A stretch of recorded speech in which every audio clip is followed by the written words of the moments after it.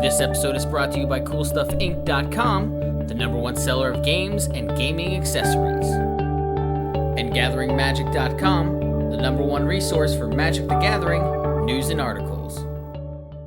Hi guys, this is Ning, and this is my Azusa Lost But Seeking deck.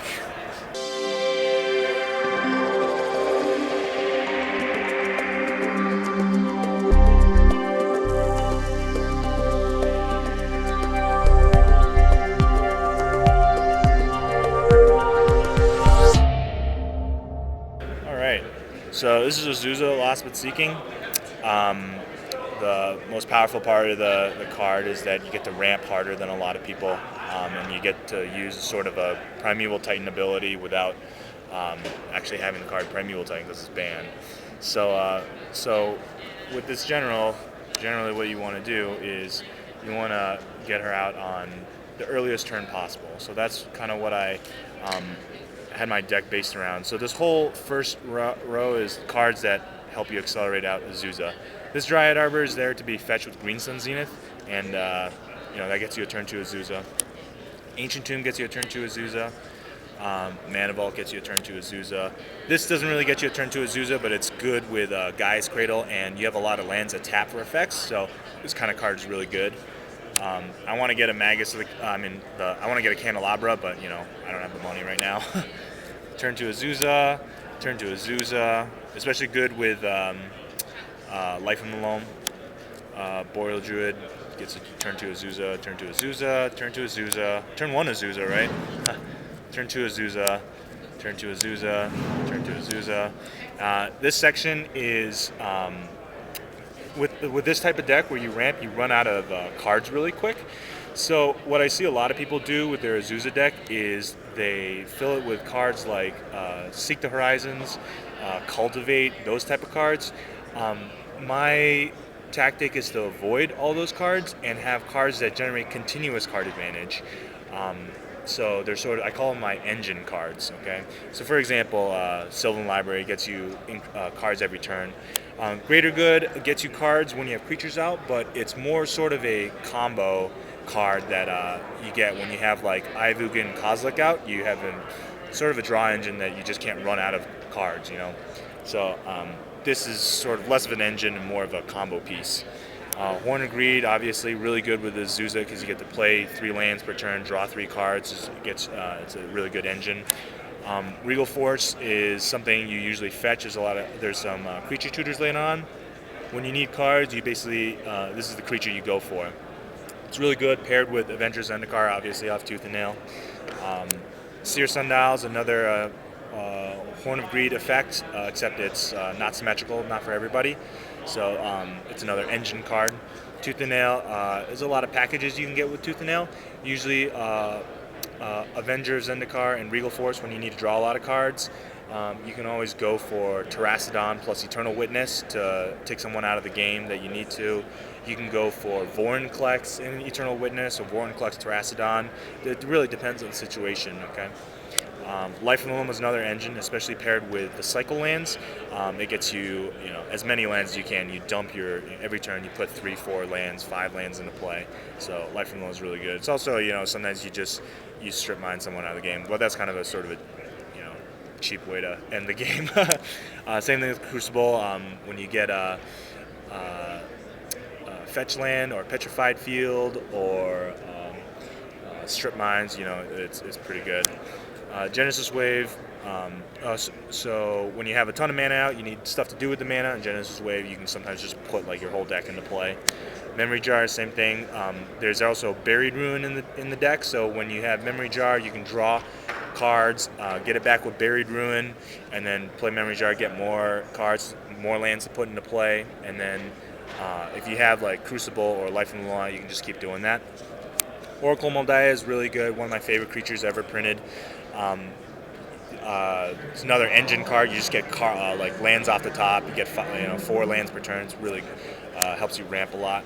Recycle is another engine card. So whenever you play a land, you draw a card, and you keep doing that. And it's sort of the same thing with a Horn of Greed. You play a land, draw a card. Play a land, draw a card. Okay.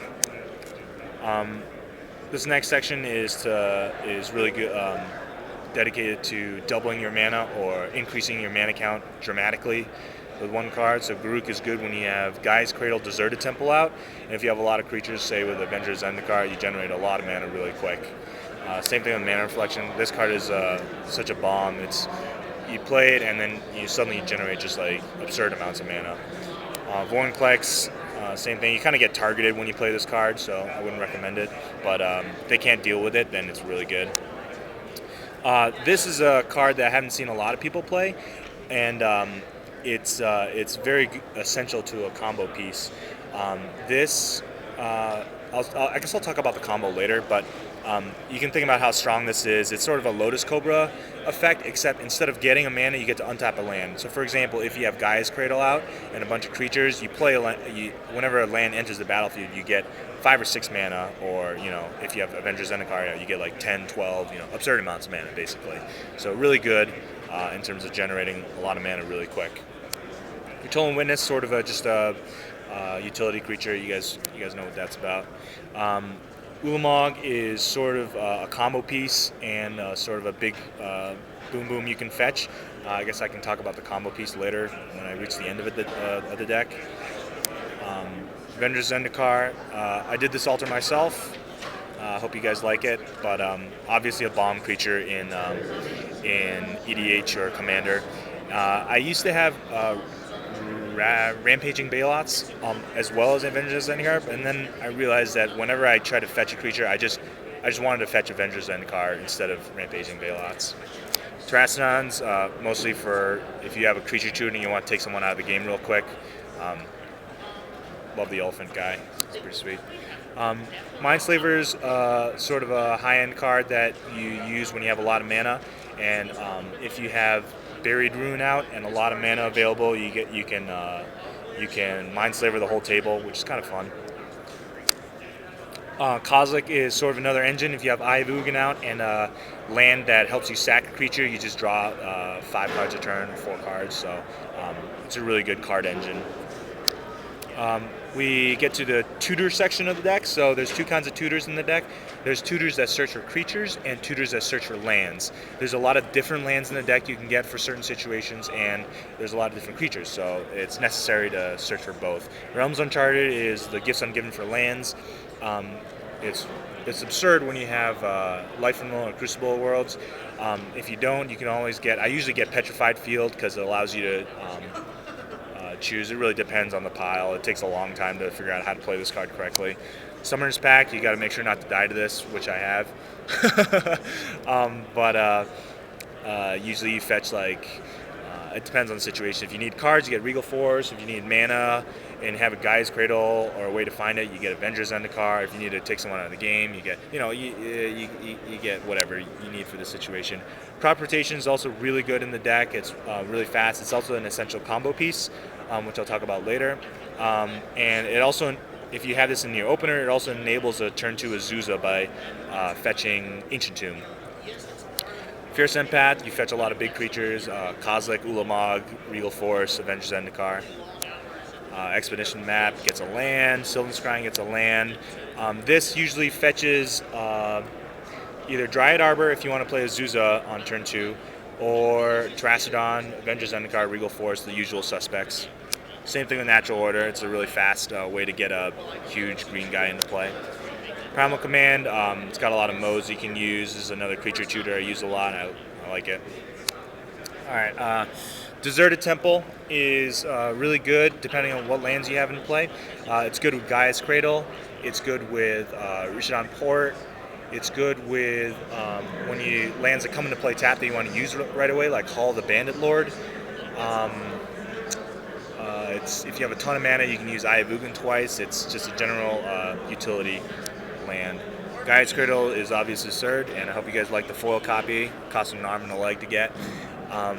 Paired with Avenger of Zendikar, it's one of the best ramp spells available. Or lands, not spells. Eye of Ugin is... so this next section of lands is lands that generate you card advantage. So when you're out of cards and you have a land tutor and you need to get more cards, these are the lands you would get. Eye of Ugin mostly because you can fetch Kozilek, Butcher of Truth, and draw cards that way, and you have things to do with your mana. Mikakuru, usually you activate this at the end step of the person right before you in turns, and this gets you more lands and helps you continue putting lands into play. Mosswort Bridge is just, gets you a spell to cast within the top 4.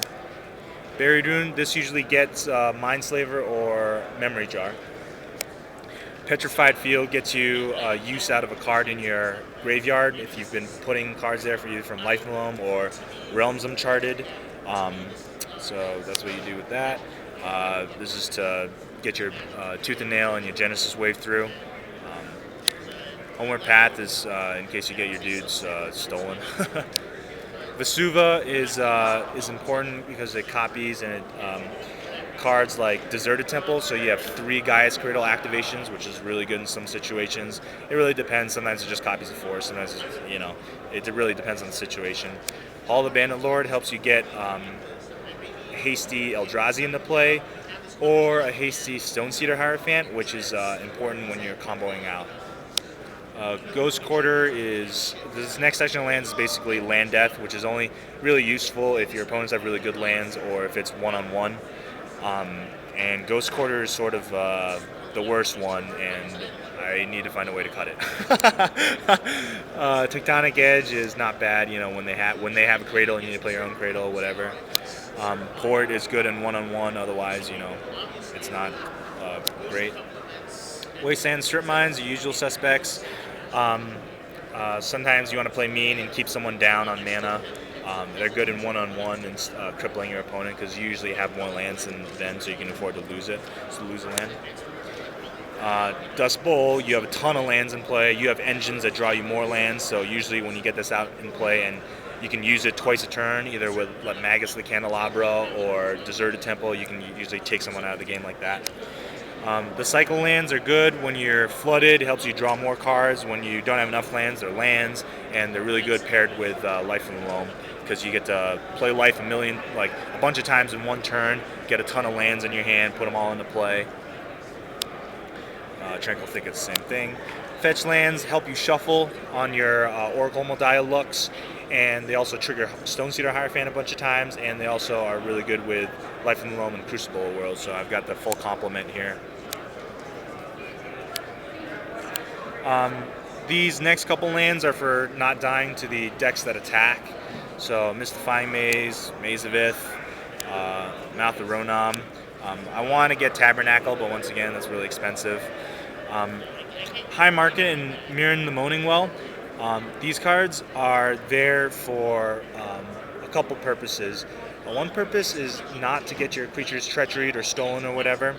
Another purpose is gaining life. So, for example, a lot of times you take a bunch of damage off Mana Crypt, take a bunch of damage off Sylvan Library, off Hall of the Bandit Lord, and Mirror the Moaning Well helps you gain that life back.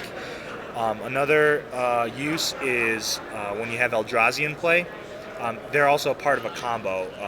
If you have Eldrazi in play, you can sack them, shuffle your graveyard in, and then refine your Eldrazi with Eye of Ugin.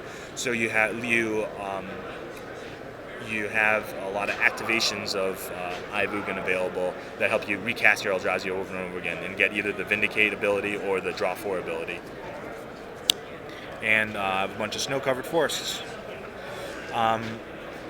That's pretty much the deck.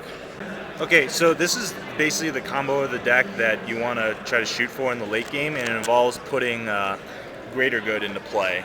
And the way it happens is you need an active Stoneseater Hierophant, okay?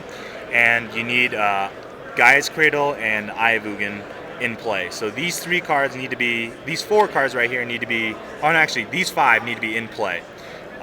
Actually, not crop rotation, so these 4, I'm sorry.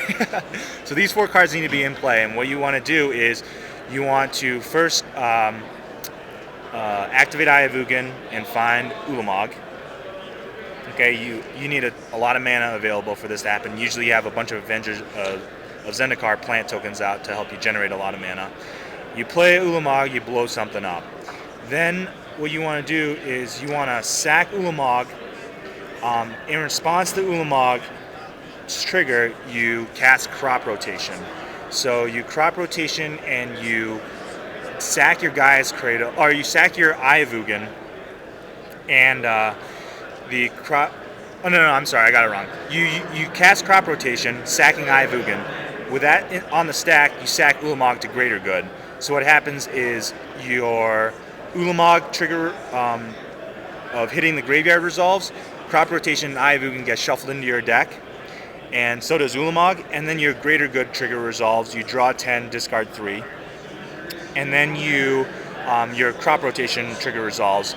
Your Eye of Ugin comes back into play untapped, and you get a trigger off Stonecedar Hierophant. With that trigger off Stonecedar Hierophant, you usually untap Gaia's Cradle and tap it again. So with this loop, you can generate pretty much infinite mana with an Avenger of Zendikar out, and this loop also allows you to cast any card in your deck repeatedly, infinite number of times. So what you do is you say you want to cast Avenger of Zendikar a million times. Each time you cast crop rotation with and respond with Ulamog sacking off the off greater good, you just sack Avenger of Zendikar in response. And usually you have a lot of creatures out already, so greater good allows you to go through your deck until your deck's only maybe like 20-30 cards deep, so you can find crop rotation Ulamog over and over again using greater good. And you can cast whatever creature you want to cast over and over again. And usually the way I win with this deck is by casting Ulamog over and over again until no one has any permanents left. But that takes a long time to figure out, and usually I just get these cards into play and show everyone how the combo works. Thanks for watching. Please subscribe to CMDR decks.